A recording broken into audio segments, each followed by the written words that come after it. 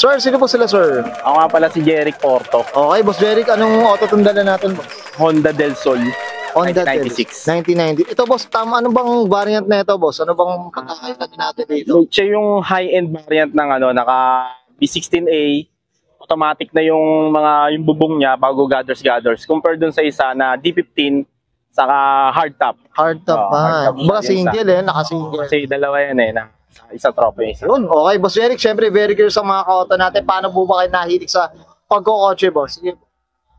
Ako since day one pa talaga since Fast and the Furious pa, 1 hanggang alas lahat tinagdaanan ko. Tapos yung lahat ng show pinupunta ko. At talagang active talaga sa car community. Wala.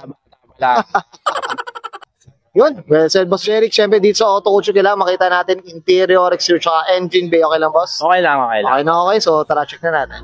Tough long battery. Tough and long life.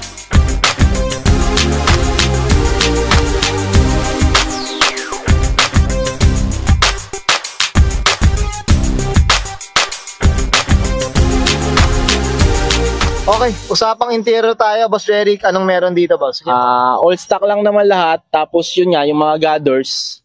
Mas wala pa ako napapalitan Pang project talaga siya para sa nakakainayang na kasi magbitaw ng mga auto ngayon Di tulad dati, ang mamahal na ng parts. Kaya ito, boss, meron rare na kasi mga madalang, no? Sasang hirap talagang bubuo ngayon. Di tulad dati.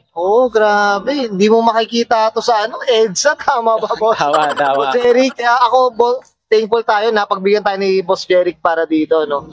Ito, gathers na rin ng mga yung speaker niya sa likod. Okay. Tapos yung niya. Yan napansin ko napag-compare ko siya sa ibang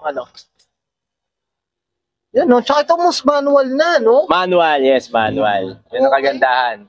May manual. Mga auto-flex natin, mga auto. Okay. Tapos ito. Okay na tayo sa interior, bo. Usapang labas tayo. Check natin. Okay, so Jeric, usapang exterior tayo. Ano meron dito, boss? Sige po. Ito, yung stock niya talaga na interior talaga na yung bumper niya. Kasi meron sila ginagawa, kino-convert nila sa mukha ng EG Okay. Parang katulad nitong isang to. Kino-convert nila. Kino-convert? Ito yung original talaga. Original. Tsaka ito, pag sinabi mong Del Sol, ito yung meron ngayon. Ito yung talagang signature niya. Signature niya. Okay, itong chin, boss, ano ba? Tandito talaga. Parang, pang dyan talaga. Parang type R siya Type R siya, no? Ito, boss, napinturahan na, boss, ganyan sa kulay. Nakuha ko siya ganyan na sa soon. Pag binuo ko na talaga siya na kasi unti-unti lang dati mamadali ka. Pag natapos ka, hanap ka na ng iba. Na project naman. Kumbaga ngayon, ito pang sa future na ng Nilalasap mo talaga, boss. Saka iba na para sa anak ko na to. Kasi may baby na ako. Hindi tulad dati. Magpapampo na lang tayo dito kay Boss Jay. Nabigyan tayo ng Del Sol. Okay. Boss, dito tayo sa gilid, boss. Ayan. Ito, usapang mags tayo, boss. Anong kwento dito? Itong mags na to, lang ako ngayon. Kasi dati kasi kahit anong mags, okay lang Ngayon, kailangan original ka na. Kailangan sumabay ka na. Kailangan naghanap ako ng pansamantagal na mags na original. Pero papalitan ko pa lang. Period correct to, boss, no? Period correct yan. Papalit din ako ng original pa na mapakas talaga. Mas mabagay pa. Titignan mo, boss, ang no? Pintura, nahimas na rin, no? Ito, boss, dito tayo sa bubong, boss. Ito, nakakwento mo na rin to, boss. Ayan, ito yung automatic siya. Biglang kukuhanin siya, dudukutin dito, may pandukot. Meron lahat talaga. Ipindutin mo na lang. Motorized siya, boss. Motorized. Hindi katulad ng isa, hard top. Tatanggalin mo, bubuhatin mo, papasok mo dun sa trunk. Ito, Ito. Ikuha na talaga siya. Ganda, mga auto. Sige, boss, dito sa likod, boss. Likod, wala pa. Yan lang, mga stock lang. Tapos... Pero nakuha mo to, boss, boss Jeric. Ano ba?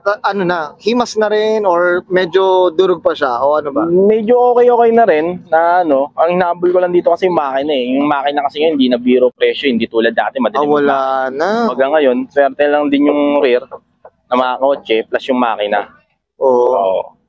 Pantago na, pang na to, museum na rin kasi makina talaga. Diba? Yan mga auto, CRX. Del Sol.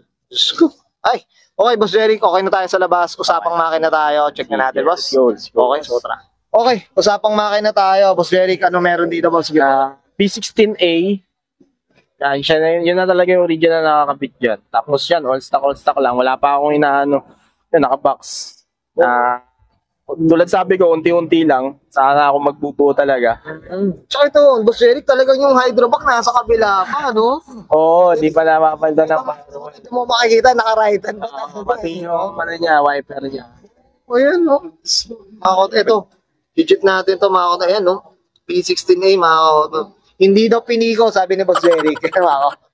Okay. Boss Jeric, okay na tayo din sa makina, boss. Okay, and guys, nakita natin interior exterior tsaka engine bay. Siyempre, usapang ano tayo, Honda Del Sol, mga koto, dito kay Boss Jeric Porto. Boss Jeric, ano na tayo? Siyempre, shoutout na tayo, boss. Una-una, shoutout ko muna yung family ko. Yun, si Pat at si Amber. Siya yung, ano dito, para sa kanila to.